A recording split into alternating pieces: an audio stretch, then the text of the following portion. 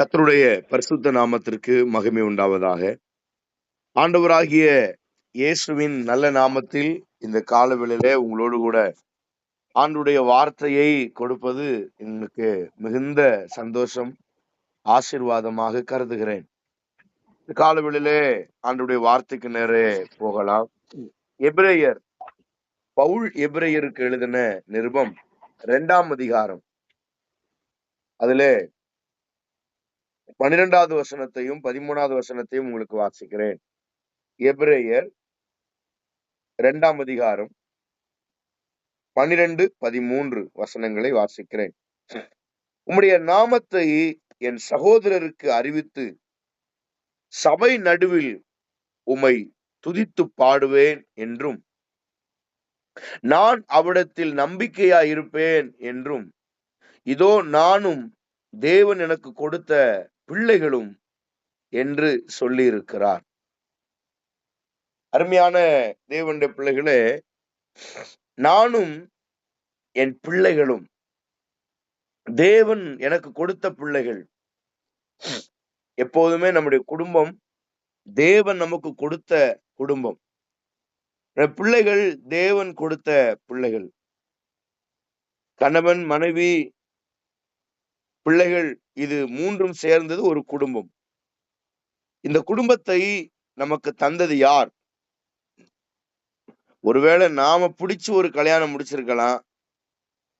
ஆனா அந்த மனைவியை, அந்த கணவனை கொடுத்தது கர்த்தர். அப்படிதான் பைபிள் சொல்லுது. ஏற்ற காலத்திலே துணையை உண்டு பண்ணுகிறவர். அப்போ ஒரு குடும்பத்தை ஏற்ற வேளையில கணவன் மனைவியா இணைக்கிறவர் கர்த்தர் தான். அது மாதிரியே நம்முடைய ஜீவியத்துல பிள்ளைகளை ஏற்ற வேளையில நமக்கு தருகிறது ஆண்டவர் தான். பிள்ளைகள் நம்முடைய பிரயாசம் அல்ல. தேவன் யாருக்கு குழந்தை கொடுக்கணும்னு அவருக்கு தெரியும். அது மாதிரிதான் ஆண்டவர் குழந்தையும் தருவார். ஏற்ற வேளையில, ஏற்ற காலத்துல. எத்தனையோ பேர் குழந்தை இல்லாம தவிக்கிறாங்களே, எத்தனையோ பேர் பிள்ளை இல்லாம எங்கெங்கயோ கோயில் குளத்துக்கெல்லாம் போறாங்க. மலைகளுக்கும் கடலுக்கும் போய் மொட்டை போட்டு சாமி கும்பிட்டு எனக்கு ஒரு குழந்தை கொடு அப்படின்னு சொல்றாங்க. ஆனா நாம நம்முடைய குடும்பத்துல, நம்முடைய சந்ததிகள்ல, ஆண்டவரே, கல்யாணம் முடிச்ச உடனே நம்முடைய பிள்ளைகளுக்கு குழந்தை ஆண்டவர் தருகிறார். இது தேவன் கொடுக்கிற ஒரு பெரிய கிருபை. இந்த உலகத்துல ஆண்டவர் கொடுக்கிற ஒரு பெரிய ஆசீர்வாதம் என்ன அப்படின்னா, கல்யாணம் முடிச்சு 4 மாசத்துக்குள்ளவே ஒருத்தவங்க குழந்தை பெற்றெடுக்கிறாங்கன்னா அது தேவன் ஆசீர்வதித்த குடும்பம். உடனே தேவன் ஆசீர்வதிக்கிறார்னு அர்த்தம். தேவன் விரும்பினது, தேவன் இணைத்தது. என்னைக்கும் அப்படிதான். அது ஒரு பெரிய ஆசீர்வாதம். கல்யாணம் முடிஞ்ச அந்த வருஷத்திலேயே குழந்தை உண்டாகிறது எவ்வளவு பெரிய மேன்மை. அதெல்லாம் தேவன் நமக்கு தருகிறார். நம்ம விரும்புறதல்ல. நம்ம விரும்பினாலும் விரும்பாவிட்டாலும் தேவன் ஒரு மனுஷனை ஆசீர்வதிக்க விரும்பிட்டாருன்னா அது கரெக்டா அப்படியே செய்வார். அப்போ குடும்பம் என்பது தேவன் கொடுத்த ஒரு பெரிய கிருபை. குடும்பத்தை தேவன் தம்முடைய திட்டத்தின்படி வடிவமைத்திருக்கிறார். நம்முடைய விருப்பத்தின்படி அல்ல, நம்முடைய ஆசையின்படி அல்ல, நம்முடைய நோக்கத்தின்படி அல்ல. தேவனே அந்த குடும்பத்தை டிசைன் பண்ணியிருக்கிறார், அதை உருவாக்கி இருக்கிறார். இப்படிதான் இருக்கணும், கணவன், மனைவி, பிள்ளைகள், பேர பிள்ளைகள், மருமக்கமார் இப்படி இருக்கணும் அப்படின்னு தேவன் அவைகளை அனாதி சித்தத்தின்படி, தேவனுடைய திட்டத்தின்படி, அவருடைய விருப்பத்தின்படி அவைகளை அவர் செய்திருக்கிறார்.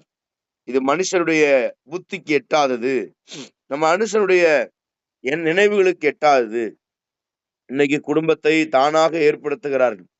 வாலிப பிள்ளைகள் படிக்கும் போதே அவர்கள் குடும்பத்தை அவங்களா டிசைன் பண்றாங்க, அவங்களா உருவாக்குறாங்க. இப்படிலாம் நான் கணவன் மனைவியா வாழணும், இப்படி இப்படி சுத்தணும், இப்படி இருக்கணும் அப்படின்னு சொல்லி அவங்களா அவங்க வாழ்க்கைய திட்டமிடுகிறார்கள். அருமையான தேவனுடைய பிள்ளைகளே, அவர்களா இஷ்டத்திற்கு அவர்கள் வாழ்க்கையை திட்டமிடும் பொழுது அந்த வாழ்க்கை முடிவிலே கசப்பாக மாறுகிறது. அது அது சுவையுள்ள குடும்பமாக, சுவையுள்ள வாழ்க்கையாக இருப்பதில்லை.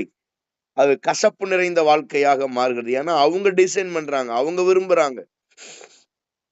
ஆனா தேவன் அனாதி தீர்மானத்தின்படி எனக்கு யாரை வைத்திருக்கிறார், எனக்கு எந்த குடும்பத்தை, எந்த கணவனை, எந்த மனைவியை வைத்திருக்கிறார் என்பதை அவர்கள் விட்டுவிட்டு தானாக தன் முயற்சியினாலே அவர்கள் முயற்சி செய்கிறது வாய்க்காமல் போகிறது.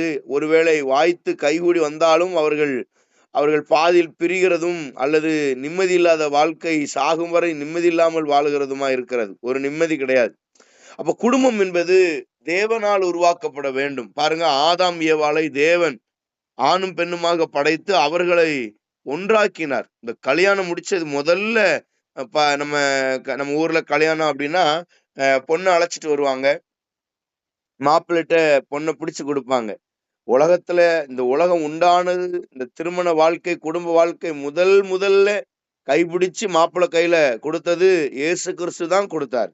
ஏவாளை எடுத்து ஆதாம் கையில கொடுத்து, இவளை நீ மனைவியாக்கி கொள்னு கொடுத்த போது ஆதாம் சொல்லுகிறான், இவள் என் எலும்பின் எலும்பும் என் மாம்சத்தின் மாம்சமா இருக்கிறாள், இன்று முதல் இவள் மனுஷி எனப்படுவாள், இவள் எனக்கு மனைவி அப்படின்றான். அப்போ அவனுக்கு இதெல்லாம் சொல்ல கிடையாது. ஆண்டவர் எதையுமே அவன்கிட்ட சொல்லல. ஏவாளை கூட்டிட்டு வந்து அவன் முன்னாடி விட்டார், அவ்வளவுதான். அவன் பெரிய கவிதையே எழுதுறான். அதை பாருங்க. இதெல்லாம் ஆண்டவர் சொல்லி கொடுத்து ஆதாம் பேசல. அவன் எலும்பில் எலும்பும், இவன் எலும்புன்னு யாருக்கு சொன்னாரா? சொல்லல. ஒரு நல்ல ஆண்டவர் நியமித்த ஒரு குடும்பமா இருந்தா கணவன் மனைவியை குறிச்சு அவ்வளவு திட்டமும் தெளிவுமா புரிஞ்சு வச்சிருப்பான். இயேசு கிறிஸ்து ஆண்டவராகிய கர்த்தர் ஒரு நாள் கூட ஆதாமை பார்த்து, நீ நித்திரை பண்ணப்பட்டு உன் எலும்பை எடுத்து ஒரு ஸ்திரியை உண்டாக்குன, அவாதான் இவா அப்படின்னு சொல்லவே இல்லை. பைபிள் சொல்லுது, இவன் எலும்பு எடுக்கும் போது இவனுக்கு அயர்ந்த நித்திரை உண்டாக்கினார்னு பைபிள் சொல்லுது. இவனுக்கு செத்து போன மாதிரி கிடந்தானாம். அப்பதான் ஆண்டவர் விழா எலும்புல உன்னை உருவினாராம். ஆனா இது யாருக்கு தெரியாது? ஆதாமுக்கு தெரியாது. ஆனா ஆதாமுக்கு தெரியாது இருக்கும் பொழுது, ஆதாமுக்கே தெரியாம இருக்கும்போது ஏவாளை கொண்டு வந்து ஆதாம் கரத்துல கொடுக்கும்போது அவன் சொல்றான், என் எலும்பின் எலும்பும் என் மாம்சத்தின் மாம்சமா இருக்கிறாள், இன்று முதல் இவள் எனக்கு மனைவியா இருப்பாள்னு சொல்ற அளவுக்கு வெளிப்பாடு இருக்கிறதுன்னா இது தேவன் உருவாக்கின குடும்பம், தேவன் இணைத்த குடும்பம், தேவன் விரும்பின குடும்பம், தேவன் டிசைன் பண்ண குடும்பம். அப்போ இன்னைக்கு நிறைய குடும்பங்கள்ல சர்வசாதாரணமா எனக்கு அந்த பொண்ணை பிடிச்சிருக்கு, எனக்கு அவளை கட்டி வைங்க அப்படின்னு சொல்ற அளவுக்கு இன்னைக்கு நம்முடைய நாடு, நம்முடைய தேசம் போய்கொண்டிருக்கிறது. இதை விட முக்கியமான ஒரு அவமானம், நம்ம வெக்கப்படுற மாதிரி என்ன அப்படின்னா, 100% கிறிஸ்டியானிட்டியில தான் அப்படி இருக்கு, சர்ச்சில் தான் அப்படி இருக்கு, சபையில ஒரு விசுவாசி குடும்பத்துல தான் அப்படி துணிகரமான பாவம் வருது. துணிகரமா அந்த பெண்ணு சொல்ற அம்மாட்ட, நான் ஒரு பையனை ஏற்கனவே பார்த்துட்டேன், அவனை கட்டி வைங்க, இல்லைன்னா நான் கூட்டிட்டு ஓடிடுவேன். அந்த அளவுக்கு ஒரு சகோதரி சொல்ற அளவுக்கு இன்றைக்கு இருக்கிற சிச்சுவேஷன், சூழ்நிலைகள் அப்படி இருக்கு. யாருமே அடக்க முடியல, யாரும் கண்ட்ரோல் பண்ண முடியல. ஏன்னா நம்ம ரொம்ப பரிசுத்தமா பிள்ளைகளை வளர்க்க ஆரம்பிச்சிட்டோம், பிள்ளைகளை ரொம்ப ஜெபத்துல வளர்க்க ஆரம்பிச்சிட்டோம்.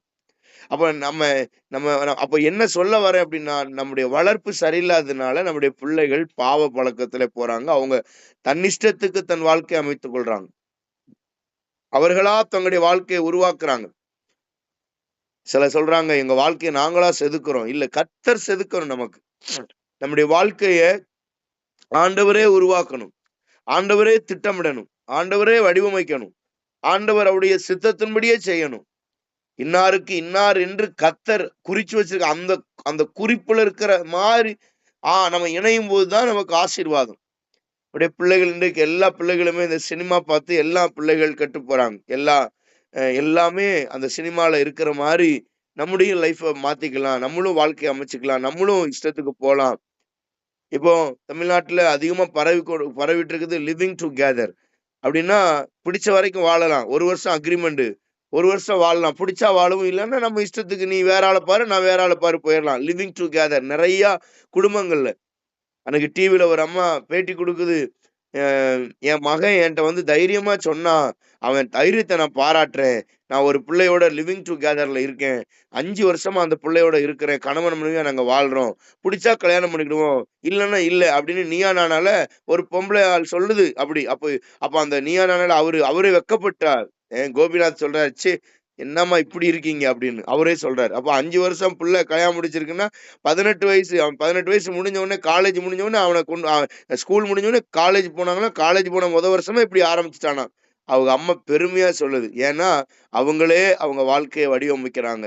ஆனா நம்ம வாழ்க்கையில, நம்முடைய ஜீவியத்துல நாம் வடிவமைக்க கூடாது. கர்த்தர் நம்முடைய ஜீவியத்தை, நம்முடைய பிள்ளையுடைய வாழ்க்கைய, நம்முடைய பேரப்பிள்ளையுடைய எதிர்காலங்களை ஆண்டவர் அவருடைய சித்தத்தின்படி, அவருடைய விருப்பத்தின்படி நாம அமைக்கணும். அதனாலதான் நாம் இஸ்ரவேலிலே நானும் என் பிள்ளைகளும் அற்புதங்களும் அடையாளங்களுமா இருக்கிறோம். கர்த்தர் வடிவமைத்தா தான் அற்புதங்களுடைய அடையாளங்களுமா இருப்போம் என்பதை நாம் மறந்துவிடக் கூடாது. பிரியமானவர்களே, நாம் எப்பொழுதும் நம்முடைய பிள்ளைகளுக்கு சொல்லி வளர்க்கணும். உன்னுடைய வாழ்க்கையை தேவன் வடிவமைத்திருக்கிறார். உன் வாழ்க்கையின் அச்சாணி கர்த்தர் கரத்தில் இருக்கிறது. உன்னுடைய வாழ்க்கையின் கடிவாளம் ஆண்டவர் கரத்தில் இருக்கிறது. உன்னுடைய வாழ்க்கையின் நங்கூரம் ஆண்டவருடைய கரத்தில் இருக்கிறது. உன்னுடைய வாழ்க்கையின் அனைத்து காரியங்களும் கர்த்தர் கரத்துல வச்சிருக்கிறார். அதனால நீ உன்னுடைய சுயத்தினால, உன் சுய புத்தினால எதுவும் செய்யாத, கர்த்தர் கரத்துல ஒப்பு கொடுக்கணும் அப்படின்னு சொல்லணும். அதனாலதான் ஈசாக்குக்கு பொண்ணு பார்க்கும்போது நேர்வழியில நடத்தி வந்த கர்த்தர்ன்னு சொல்றான் பாருங்க. அதனாலதான் கர்த்தர் நடத்தினார், அவனா பார்க்கல, நேர்வழியில நடத்தினார். அந்த பொண்ணுகிட்ட போய் கேட்கிறாரு. கேட்ட உடனே நீ அந்த அந்த அந்த நபரோடு போறியா, எலியாசார் கூட போறியா அப்படின்னா ஓகேன்னு சொன்னான். இது வேற எதுவுமே பேசல. ஏன்னா அவளுக்கு தெரியும் கர்த்தர் திட்டம் இதுதான், தேவன் என்னை வடிவமைச்சது இதுதான், இங்கதான் என்னை வடிவமைச்சிருக்கிறாருன்னு. ஈசாக்கு தான் எனக்கு கணவன் என்பதை கர்த்தர் எனக்கு முன்குறித்திருக்கிறார் என்பதை அவன் சொல்ற ஈசாக்கு மனைவி ரெபெக்காள் புரிந்திருந்ததுனாலதான் கர்த்தர் வடிவமைத்த வாழ்க்கை நடந்தது. அதனாலதான் கர்த்தருடைய வம்சத்தை ஆசீர்வதிச்சாரு. ஆபிரகாம் சந்ததியோடு கர்த்தர் இணைத்தாரு, அவன் கிறிஸ்துவின் சந்ததியோடு இணைத்தாரு. அதனால நம்முடைய ஜீவியத்துல நானும் என் பிள்ளைகளும் அற்புதங்களும் அடையாளங்களுமா இருக்கிறோம்னு சொல்லணும். அப்படின்னா நாம் நம்மை வடிவமைப்பதல்ல, நம்மை கர்த்தர் வடிவமைக்கும்படி நம்மை அவர் கரத்துல ஒப்பு கொடுப்பதுதான் ஆண்டவருக்கு பிரியமான வாழ்க்கை. பிரியமானவர்களே, இந்த காலையில இந்த செய்தியை கேட்கிற தேவனுடைய பிள்ளைகளே, நம்முடைய கையில பணம் இருக்கிறது, காசு இருக்கிறது என்பதற்காக நம்முடைய பிள்ளைகளை சுயாதீனத்திலே விட்டுவிடக் கூடாது. உன் இஷ்டப்படி வாழ்வதல்ல வாழ்க்கை, உன் விருப்பத்தின்படி வாழ்வதல்ல வாழ்க்கை. நமக்கு 1000 விருப்பம் இருந்தாலும் என் தேவன் என்ன விரும்புகிறார் என்பதை நாம் சோத்திரம் அறிந்து கொள்வதுதான், அதன்படி வாழுவதுதான் வாழ்க்கை. நமக்கு 1000 ஆசை இருக்கும், நமக்கு நிறைய விருப்பங்கள் இருக்கும். சோத்திரம் எல்லாருக்கும் விருப்பங்கள் இருக்கும். அதெல்லாம் நம்ம நிறைவேற்றணும்னா நம்ம ஆண்டவருக்குள்ள இருக்க முடியாது. ஆண்டவருடைய விருப்பத்தை நிறைவேற்றணும், அவருடைய திட்டத்தை நிறைவேற்றணும். நாம் நமக்காக வாழுபவர் அல்ல, நாம் ஆண்டவருக்காக வாழுபவர்கள். அவருடைய சித்தத்தின்படி, என் சித்தத்தின்படி செய்கிறவனை அல்லாமல் வேறு யாரு எனக்கு இல்லை அப்படின்றார். நீ எனக்கு யாருன்னே தெரியாதுன்றார். என்னை நோக்கி கர்த்தாவே கர்த்தாவேன்னு கூப்பிட்டா நான் உன்னை அறியேன்னு சொல்லிடுவேன்றார். அப்போ அவருடைய சித்தத்தின்படி செய்கிறவர்களா இருக்க வேண்டும். அதனாலதான் அவர் நமக்கு ஜோமனை கத்து கொடுக்கும் போது அன்றன்றுள்ள ஆகாரத்தை எங்களுக்கு தாரும்னு ஆண்டவர் தெளிவா அவருடைய சித்தத்தின்படி அப்படின்னு சொல்றாரு. அவருடைய சித்தம், அவருடைய விருப்பம், அவருடைய எண்ணம், அவருடைய ஏக்கங்கள், என் இருதய துடிப்பு அவராக மாறணும். அப்பதான் ஆசீர்வாதம். கர்த்தாவே எனக்கு என்ன வாழ்க்கை வச்சிருக்கிறீங்க, என்ன எப்படி வச்சிருக்கிறீங்க, எல்லாம் தேவ திட்டத்தின்படி நம்ம வாழ நாம் பிரயாசப்படும் போது கர்த்தர் நம்மை ஆஸ்வதிப்பார்.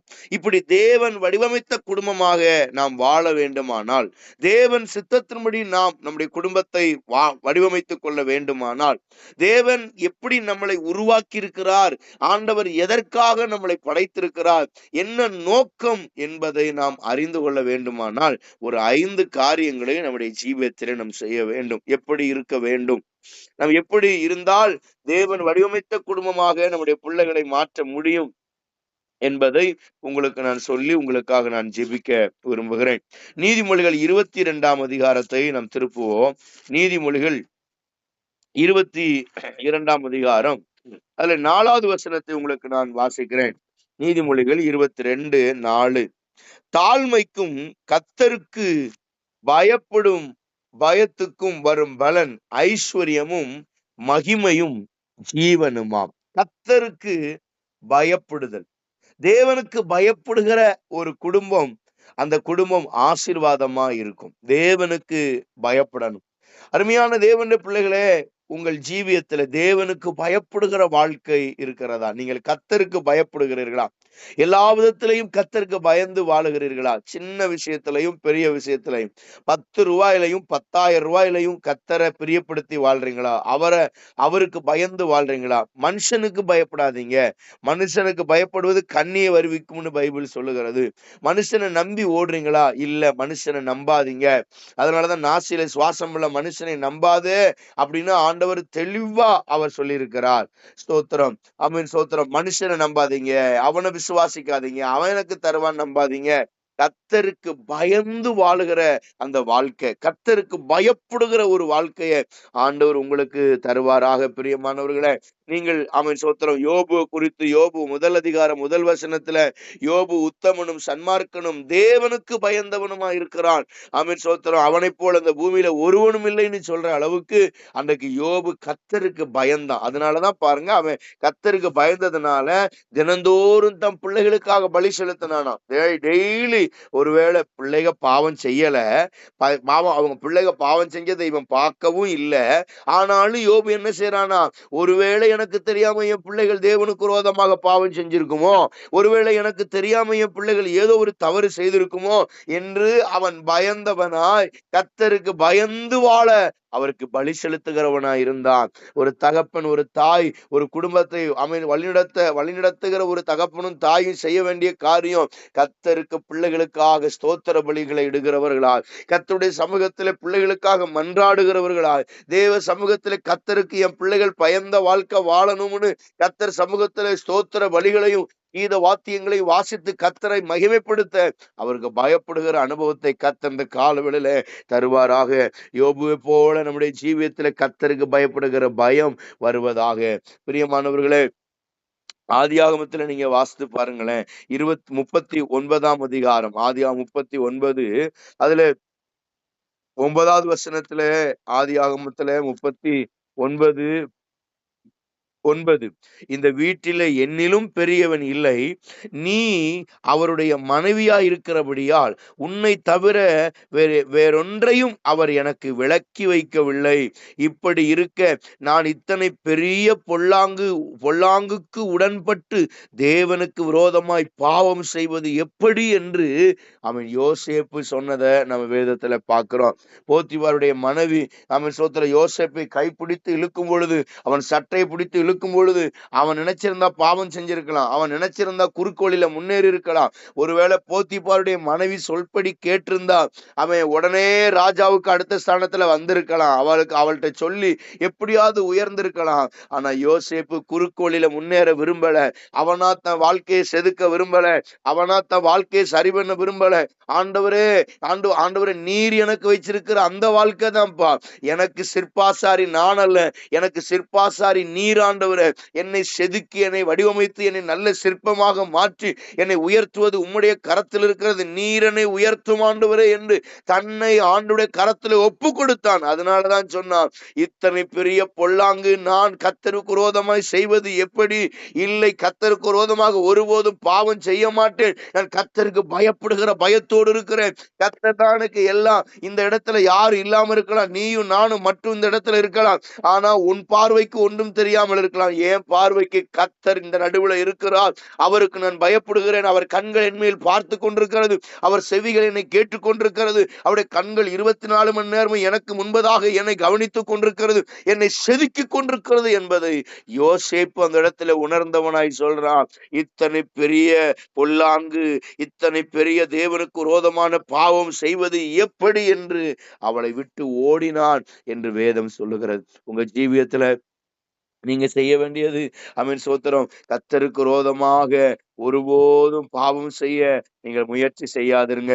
கர்த்தருக்கு விரோதமாக ஒருபோதும் பாவம் செய்ய முயற்சி செஞ்சிடாதீங்க. ஏன்னா கர்த்தருடைய கண்கள் உங்க மேல நோக்கமா இருக்கிற, கர்த்தருடைய கண்கள் எப்பொழுது உங்களை பார்த்து கொண்டிருக்கிற, அவரை ஒருபோது நீங்கள் ஏமாற்ற, அவரை மறைத்து நீங்கள் எதையும் செய்யவே முடியாது என்பதை மனதில் வைத்துக் கொள்ளுங்கள். கர்த்தருக்கு பயப்படுகிற பயம் உங்க ஜீவியத்துல இருக்கணும். நீங்க கர்த்தருக்கு பயந்து வாழுறீங்களா அப்படின்னு பாருங்க.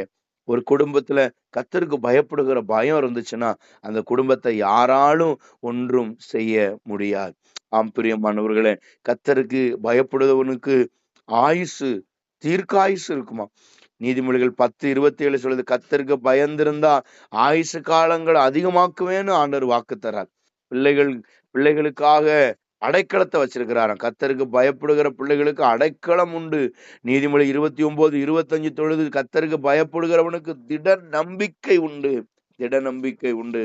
அநேக ஆசீர்வாதத்தை கர்த்தர் சங்கீதம் 128:28 ஆண்டவர் கர்த்தருக்கு பயப்படுகிற விதமாய் ஆஸ்வதிக்கப்பட்டிருப்பான்னு சொல்லி ஒரு பெரிய சத்தியத்தையே, பெரிய ஆசீர்வாதத்தையே ஆண்டவர் அங்க சொல்றார். லூக்கா 1 வசனத்துல, கர்த்தருக்கு பயப்படுகிறவனுக்கு தலைமுறை தலைமுறைக்கும் இரக்கம் காட்டுகிற கர்த்தர்னு வேதம் சொல்லுகிறது. அப்போ நீங்களும் நானும் உங்க குடும்பத்தை, என் குடும்பத்தை சரியா நடத்தணும் அப்படின்னா, ஒரு நல்ல குடும்பமா நடத்தணும் அப்படின்னா, நம்முடைய குடும்பத்தில் நம்முடைய பிள்ளைகளுக்கு கர்த்தருக்கு பயப்படுகிற பயத்தை நாம் பிள்ளைகளுக்கு கற்றுக் கொடுக்க வேண்டும். கர்த்தருக்கு பயப்படுகிற பயத்தை கற்றுக் கொடுக்கும் போது பிள்ளைகள் நிச்சயமாக ஆசீர்வாதமாய் இருப்பார்கள். 2வது உபாகமம் 26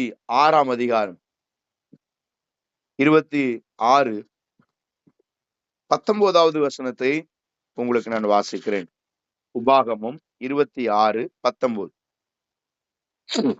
நான் உண்டு பண்ணின எல்லா ஜாதிகளை பார்க்கிலும் புகழ்ச்சியிலும் கீர்த்தியிலும் மகிமையிலும் உன்னை சிறந்திருக்கும்படி செய்வேன் என்று நான் சொன்னபடியே நீ உன் தேவனாகிய கர்த்தரான எனக்கு பரிசுத்த ஜனமாய் இருப்பாய் என்று அவர் இன்று உனக்கு சொல்லியிருக்கிறார் என்றார். பரிசுத்தமான ஜனம், கர்த்தருக்கு பயப்படுகிற பயம் இருக்கணும். ஒரு குடும்பத்தை நாம வடிவமைத்து கர்த்தர் சித்தத்தின்படி வாழுவதற்கு. 2வது, பரிசுத்த வாழ்க்கை வாழணும். கரைபடாத வாழ்க்கை. நம்ம வாழ்க்கையை கரைப்படுத்துறதுக்கு தான் பிசாசு திட்டமிடுகிறான். என்னைக்குமே பாருங்களேன், நம்முடைய வாழ்க்கைய கரைப்படுத்துவதுதான் பிசாசுக்கு வேலை. ஒரு முறை செஞ்ச தவற 1000 முறை சொல்லி காமிச்சு உங்களை கரைப்படுத்திக்கிட்டே இருப்பான். என்னைக்கோ ஒரு நாள் செஞ்ச தவற, நீ இந்த காரியம் செஞ்ச, நீ கணவனுக்கு துரோகம் பண்ண, நீ உன் மனைவிக்கு துரோகம் பண்ண, நீ அப்படி ஆளு, நீ இப்படி ஆளு, உன் பிள்ளைகளுக்கு துரோகம் பண்ண, பிள்ளைகள் உனக்கு துரோகம் பண்ணாங்க, இப்படியே சொல்லி சொல்லி நம்முடைய வாழ்க்கையில குற்ற உணர்வை கொடுத்து நம்முடைய ஜீவியத்தையே கெடுக்க பார்ப்போம். பிரியமானவர்களே, நாம் நம்முடைய வாழ்க்கையில் பரிசுத்த வாழ்க்கை வாழ வேண்டும். பரிசுத்த ஜீவியம். அதனாலதான் பிலிப்பியர்ல பவுல் சொல்லும்போது சொல்றாரு, 2 கோணலும் மாறுபாடான அந்த சந்ததியை விட்டு நம்ம விலகி வாழணுமா, கபடற்ற வாழ்க்கை வாழணுமா. கோணலும் மாறுபாடுமான உலகம் இந்த உலகம். இந்த உலகத்துல நாம் நடக்கையே நம்முடைய வாழ்க்கையை பரிசுத்தமா வாழ வைக்கணும். பரிசுத்த ஜனத்தோடு சேரணும். பரிசுத்தவான்களோடு நம்முடைய உறவு இருக்கணும். பரிசுத்தவான்களோடு நம்முடைய ஃபெலோஷிப் இருக்கணும். நம்முடைய நட்பு இருக்கணும். அருமையான தேவனுடைய பிள்ளைகளை, உங்கள் நட்பு யாரோடு இருக்கிறது? நீங்க யாரோடு பழகுறீங்க? அதனாலதான் உலகத்துல நீங்க டீச்சரா இருக்கிறதுனால உங்களுக்கே தெரியும், உன் நண்பன் யாருன்னு சொல்லு, நீ யாருன்னு நான் சொல்றேன்னு சொல்லுவாங்க. அப்போ நம்முடைய உறவு யாரு? நம்ம அதிக நேரம் யார்கிட்ட பேசுறோம்? நம்ம அதிக நேரம் யாருக்கு முக்கியத்துவம் கொடுக்கிறோம்? ஆண்டவருக்கு அடுத்து யாருக்கு முக்கியத்துவம் கொடுக்கிறோம்? இதுதான் ரொம்ப முக்கியம். பரிசுத்தவான்களோட நேரம் செலவழிக்கிறீங்களா? பரிசுத்தவான்களோட பேசுறீங்களா? ஊழியக்கார வீட்டுக்கு வர சொல்லி அவங்கள்ட்ட மனந்திறந்து பேசுறீங்களா? உங்க கவலைகளை சொல்றீங்களா? சந்தேகங்களை கேட்கறீங்களா? குழப்பங்களை கேட்கறீங்களா? இப்படி இருக்கு பாஸ்டர், இப்படி இருக்கு, என்ன செய்யலாம்னு என்னைக்காவது கேட்கறீங்களா? பரிசுத்தவான்களோட நீங்க அதிக நட்பு, அதிக உறவு வச்சுக்கிடணும். பரிசுத்தவான்களோட பேசணும். பரிசுத்தவான்கள வீட்டுக்கு வர வச்சு உட்கார வச்சு ஜோம் பண்ணி வசனங்களை, சந்தேகங்களை கேட்டு, இந்த வார்த்தை ஏன் இப்படி சொல்லியிருக்கு, இது ஏன் இப்படி சொல்லியிருக்கு, அதை கேட்க கத்துக்கிடுங்க. ஊழியரோடு பேசுங்க. நல்ல பரிசுத்தவாட்டியோட பேசுங்க. உங்க தெருவுல நல்ல பரிசுத்தவான் யாராவது ஒரு சகோதரி இருக்காங்களா, அந்த சகோதரிட்ட உங்க நேரத்தை அதிகம் செலவழிங்க. அதிகமா ஜெபத்தை பத்தி பேசுறாங்களா, அவங்கள்ட்ட பேசுங்க. அதிகமா பரிசுத்தத்தை பத்தி சொல்லிட்டே இருக்காங்களா, அவங்களோட உங்க நட்பை வச்சுக்கிடுங்க. அதிகமா சபை, ஊழியம், ஜெபம், உபவாசம் இதை பத்தி பேசுறாங்களா, அப்படிப்பட்ட நபரோடு நம்முடைய ஃபெலோஷிப், நம்முடைய நட்பு இருக்கணும். பரிசுத்த வாழ்க்கை வாழணும். அப்பதான் உங்க குடும்பம் ஆசீர்வாதமா இருக்கும். உங்க குடும்பத்தை நீங்க செதுக்கி குடும்பத்தை ஆசீர்வாதமா வைக்கணும்னா நீங்க பரிசுத்த ஜீவியம், பரிசுத்த வாழ்க்கை வாழணும். பரிசுத்த வாழ்க்கை வாழணும்னா சும்மா எடுத்த உடனே பரிசுத்த வாழ்க்கை வாழ்ந்துட முடியாது. வாழ்க்கை பரிசுத்தமா இருக்கிறதுக்கு நம்ம நிறைய கிரையும் செலுத்தணும். நமக்கு பிடிக்காததெல்லாம் ஆண்டவர் சொல்லுவாரு.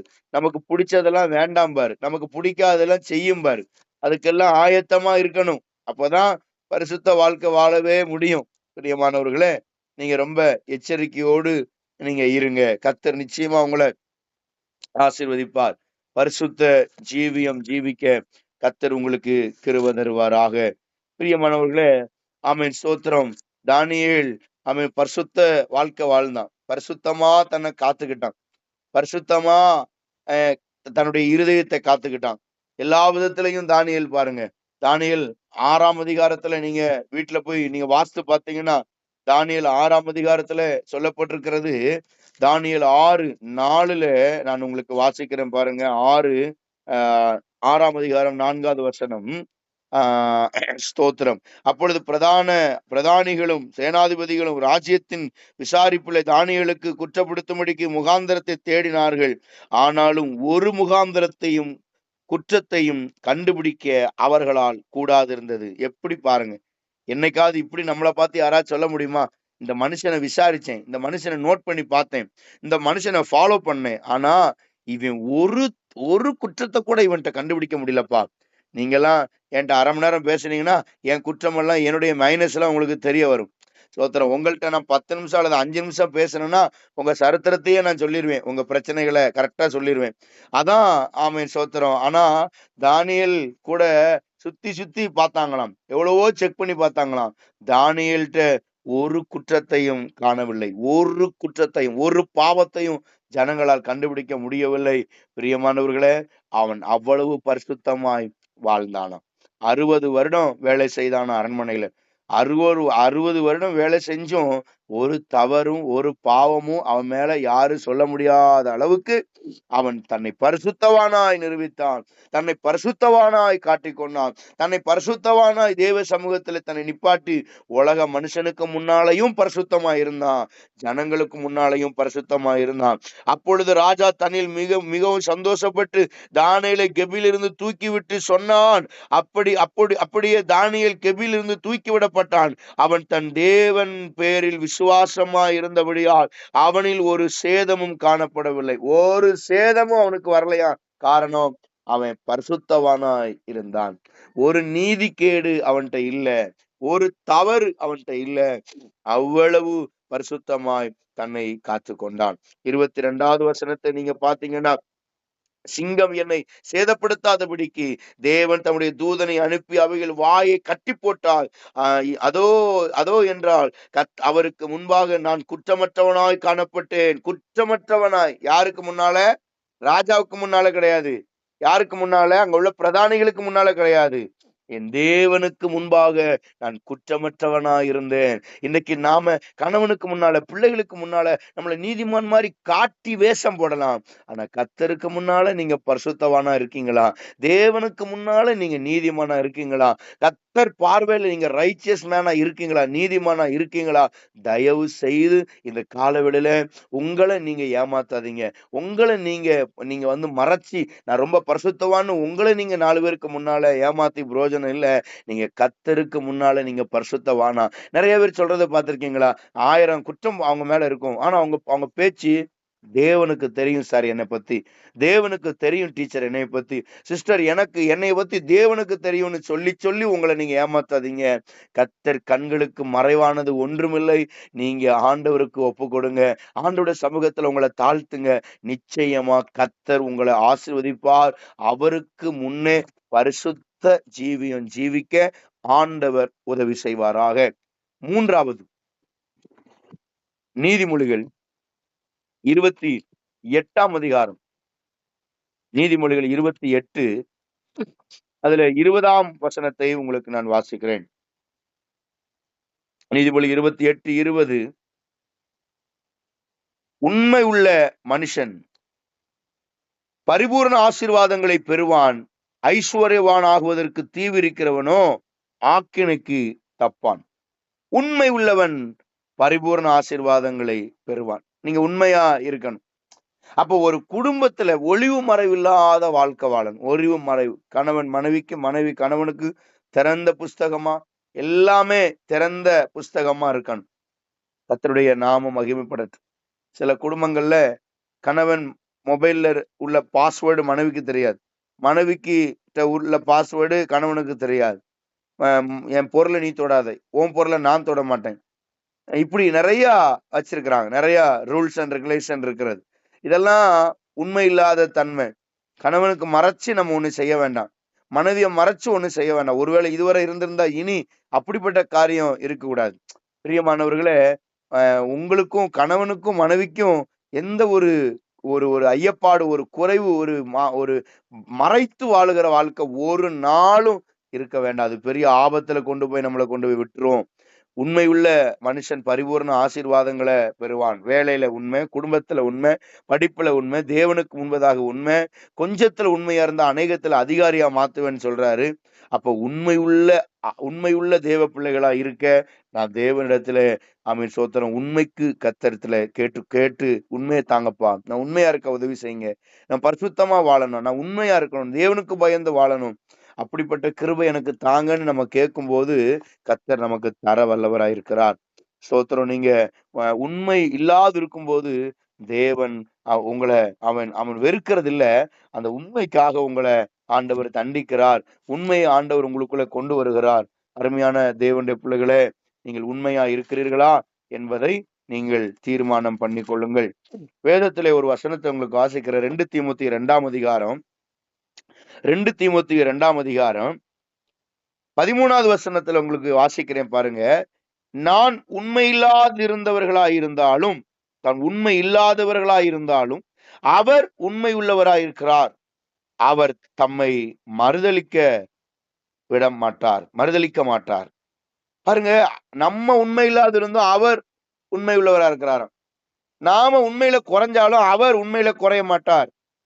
நாம உண்மையில கொஞ்சம் திசை மாறினாலும் அவர் அவருக்கு கொடுத்த வாக்கு தத்தத்துல, அவர் சொன்ன வார்த்தையில அவர் ஒரு நாளும் பிசகி போகிற தேவன் அல்ல.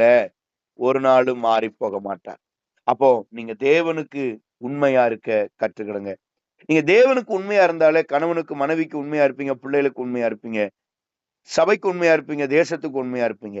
அப்போ உண்மை உள்ளவன் பரிபூர்ண ஆசீர்வாதங்களை பெறுவான். 4வது 1 பேதுரு 5:6 ஏற்ற காலத்துல அவர் உங்களை உயர்த்தும்படிக்கு அவருடைய பலத்த கரத்துல அடங்கி இருங்கள். தாழ்மையான வாழ்க்கை நமக்கு அவசியம். உங்களை நீங்களே தாழ்த்த கற்றுக்கொள்ளுங்கள்.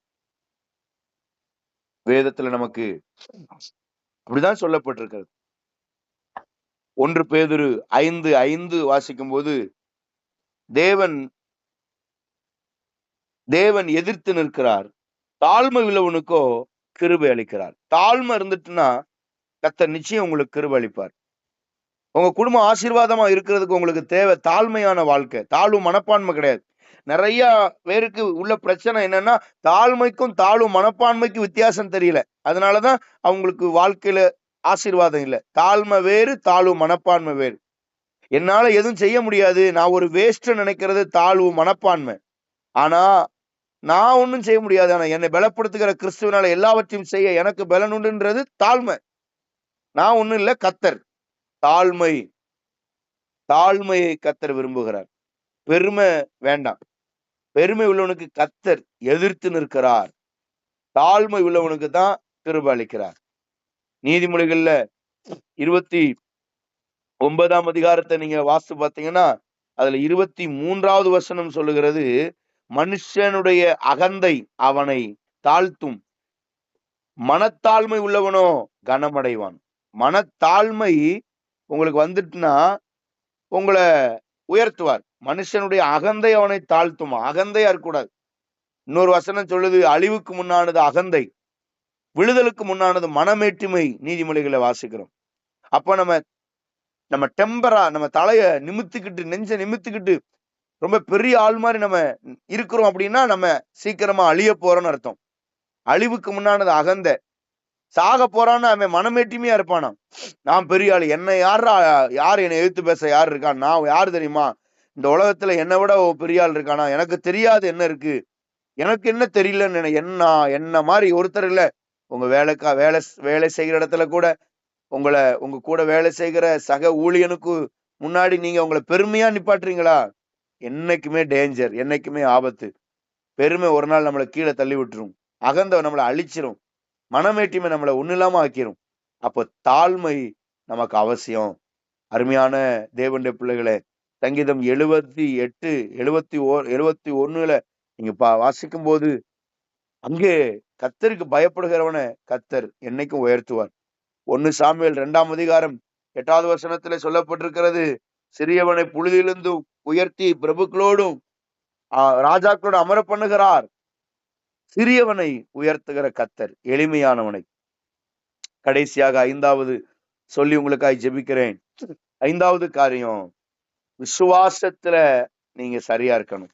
1 தீமோத்தேயு 1ஆம் அதிகாரம் 1வது வசனம் சொல்லுது, விசுவாசத்துல உத்தம குமாரனாகிய தீமோத்தேயுவே, விசுவாசத்துல உத்தமனா இருக்கணும், விசுவாசத்துல உண்மையா இருக்கணும், விசுவாசத்தை விட்டுறாதீங்க. எது இருக்குதோ இல்லையோ உங்களுக்குள்ள விசுவாசம் இருக்கட்டும். காசு இருக்கு, பணம் இருக்கு, அது தேவையில்லை. விசுவாசம் இருக்கா? விசுவாசத்தினால எதையும் செய்ய முடியும். உங்கள் விசுவாசம் யார் மேல் இருக்கிறது? உங்களுக்குள்ள விசுவாசம் இருக்கா இல்லையா? விசுவாசம் எப்படி இருக்கு? அதிகமான விசுவாசம் நமக்குள்ள இருக்கட்டும். பிரியமானவர்களே, நீங்கள் விசுவாசத்திலே வல்லவர்களாய் மாறுங்கள். விசுவாசத்துல பலன் உள்ளவர்களாய் மாறுங்க. விசுவாசத்துல நல்ல போர் சேவகனா இருந்து தீங்கு அனுபவிங்க. விசுவாசத்துல அவரோடு கூட பாட அனுபவிங்க, ஆளுகை செய்வீங்க. 2 தீமோத்தேயு 2ஆம் அதிகாரம் 12 அவரோடு பாடுபடுவீர்களான அவரோடு ஆளுகையும் செய்வீர்கள்னு சொல்லுது. விசுவாசத்துல 2 தீமோத்தேயு 2:3 அவருக்கு நீ நல்ல போர் சேவகனா இருந்து தீங்கு அனுபவி. விசுவாசத்துல 2 தீமோத்தேயு 3:5ஆம் வசனத்துல அவரை விட்டு நீ விலகிராத, அவருக்குள்ள நிலைச்சிரு. 2 தீமோத்தேயு 3ஆம் அதிகாரம் 8வது வசனம், பரீட்சையில நிற்கக்கூடிய ஒரு விசுவாசியா, விசுவாச பரீட்சையில கர்த்தர் சமூகத்துல நிக்கிற விசுவாசியா இருக்கணும். அப்போ உங்க குடும்பம் ஆசீர்வாதமா இருப்பதற்கு இந்த காரியங்களை மனசுல வைங்க. கர்த்தருக்கு பயந்து வாழுங்க. கர்த்தருக்கு பயந்து வாழுங்க. எல்லா விதத்திலையும் கர்த்தருக்கு முன்பதாக பரிசுத்தமான வாழ்க்கை வாழுங்க, அவர் பார்க்கிற பிரகாரமாக. 3வது, உண்மை உள்ள வாழ்க்கை வாழுங்க. மனுஷனுக்கு முன்னால கிடையாது, கர்த்தருக்கு முன்னால. கர்த்தருக்கு முன்பதாக உங்களை தாழ்த்துங்கள். நான் ஒண்ணும் இல்லை, கர்த்தர் தான் பெரியவர்னு தாழ்த்துங்க, அவர் உங்களை உயர்த்துவார். 5வது, விசுவாச வாழ்க்கை வாழுங்க. நிச்சயமாக உங்க வாழ்க்கையில கர்த்தர் பெரிய காரியங்களை செய்வார். இந்த 5ஐயும் நீங்கள் பிரயாசப்படுங்க.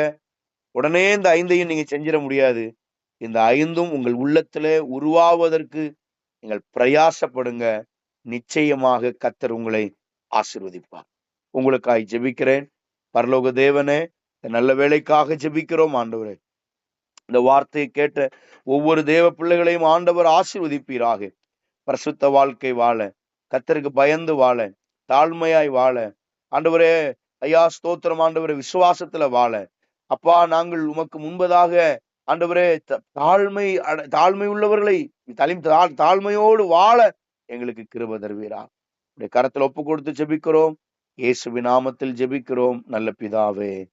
ஆமென், ஆமென். God bless you.